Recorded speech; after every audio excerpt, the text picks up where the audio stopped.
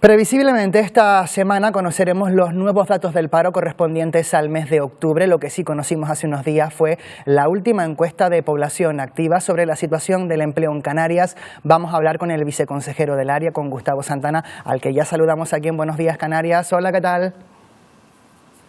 Buenos días. Bueno, señor Santana, como decimos, dentro de muy poquito conoceremos esos datos del mes de octubre. ¿Manejan ya alguna previsión? ¿Cuál es la tendencia?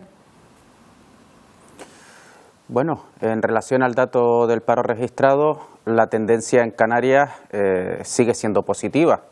Posiblemente mañana podamos ofrecer un dato del paro registrado que sigue la sintonía de los últimos meses y podamos seguir avanzando para finalizar este año con datos que no son recordados desde hace más de 3 lustros, ¿no? Por lo tanto, vamos a tener paciencia y vamos a seguir fijando las bases para seguir consolidando estos datos que aún así cabe recordar que Canarias siempre ha estado sujeta a unos datos del paro registrado altos, al igual que unos datos de la EPA que muestran que tenemos que seguir incidiendo en políticas de empleo y si la actividad económica nos acompaña podríamos ir mejorando a lo largo del tiempo. Vamos a centrarnos en lo que sí conocemos ya, que es la última encuesta de población activa. Según esa encuesta, Canarias tiene la segunda tasa de paro más alta de todo el país, un 17,73%. Vamos a analizar primero, si le parece, los datos del último trimestre y luego los datos interanuales. En el caso del verano, el paro bajó en 800 personas, pero también cayó el número de ocupados en 1.700 personas. ¿A qué achacan estos datos? Bueno, el tercer trimestre de la EPA suele ser un trimestre en Canarias que, debido a la estacionalidad de su sistema productivo y de cuáles son las diferentes variables, no suele ser un trimestre especialmente bueno, pero en este caso ha sido un trimestre que lo que muestra es el avance y la consolidación en términos incluso positivos. Si vamos a la disminución de las personas en paro, pues un trimestre bueno. Tengamos en cuenta además que 947.000 ocupados todavía sitúan Canarias en niveles de ocupados en cifras récords.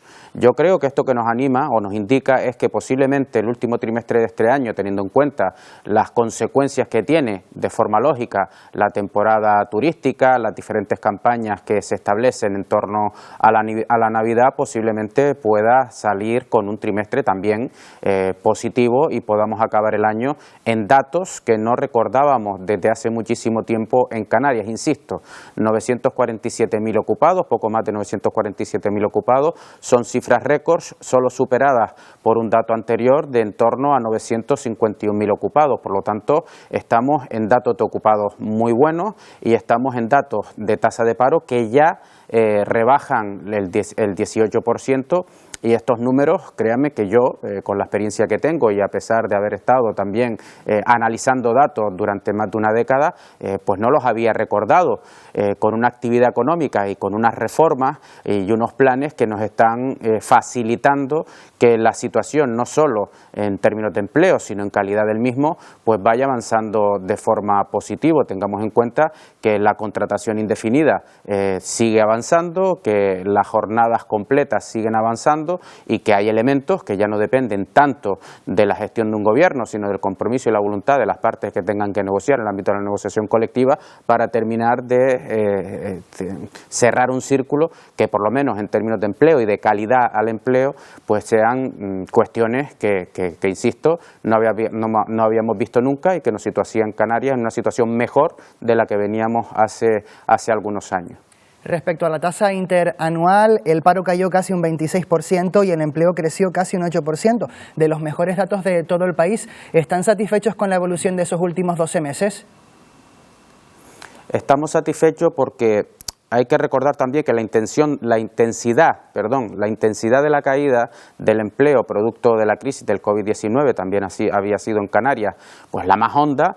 Y de forma lógica también la recuperación afortunadamente está siendo con la misma intensidad que fue la caída. Por lo tanto, de ahí el dato que en Canarias, en términos interanuales, estemos en una situación récord. Recordar también que esto tiene que ver con la recuperación de la movilidad, con la recuperación de la actividad económica y falta por ver las influencias que tengan dentro de algún tiempo, no mucho, las influencias que tenga la ejecución de los planes de recuperación y resiliencia que tienen que ver con la transformación y la transición razón de otras actividades económicas que en Canarias pues tienen un potencial importantísimo, como pueden ser todas las vinculadas a las transiciones energéticas, las transiciones ecológicas o incluso también las transiciones digitales o las políticas de cuidados, ¿no? Por lo tanto, yo creo que aquí hay un horizonte para tener ciertas esperanzas y que va a generar oportunidades de empleo, y esperemos que las bases que estamos asentando durante esta legislatura tengan un recorrido también en los próximos años para tener, insisto,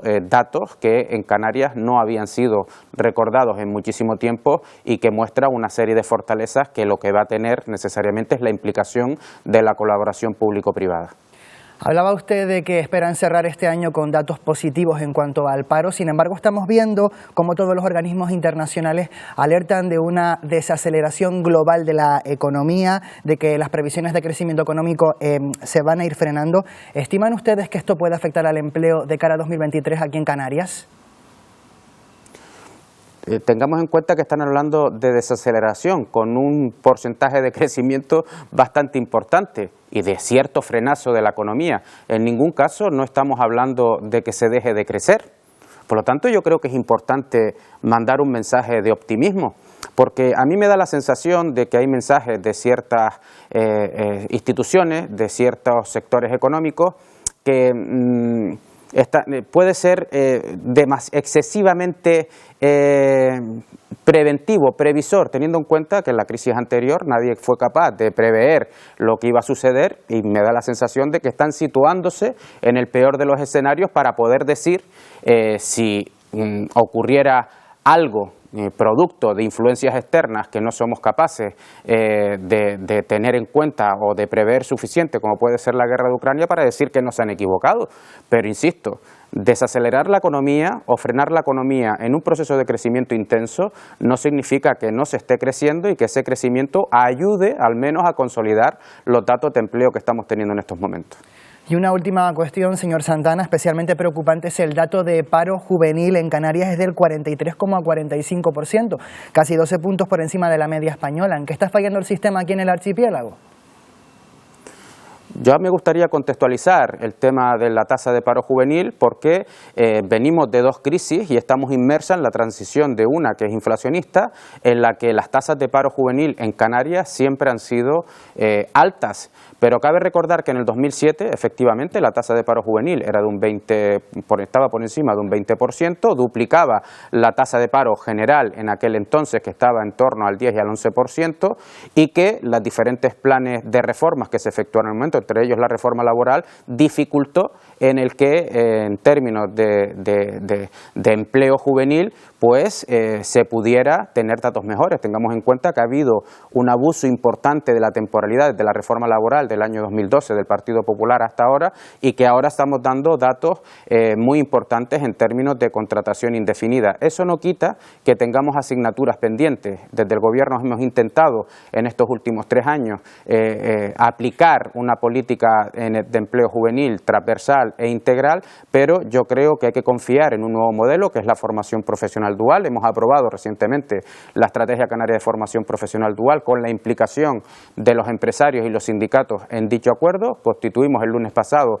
la Comisión de Planificación y Diseño para transitar a un modelo de formación profesional dual que no sea mediante becas, sino que al final sea mediante contratos de trabajo para que las empresas puedan, conjuntamente con el Gobierno y los sindicatos, diseñar de forma flexible cuáles son los módulos formativos, las diferentes tareas formativas, áreas formativas que se tengan que diseñar para adaptarlas a sus realidades laborales. Yo creo que esto a medio y largo plazo va a tener resultados si tenemos acierto en las diferentes políticas pactadas, y posiblemente las tasas de paro juvenil vuelvan a indicadores inferiores, teniendo en cuenta que el desempleo juvenil como concepto metodológico en la encuesta de población activa incluye a los menores de entre 16 y 25 años, estén o no en búsqueda activa de empleo, sino que son la población activa a la cual hay que diseñar una serie de políticas para dar garantías y horizontes y oportunidades de empleo a través, insisto, de la formación profesional dual. Y un último dato,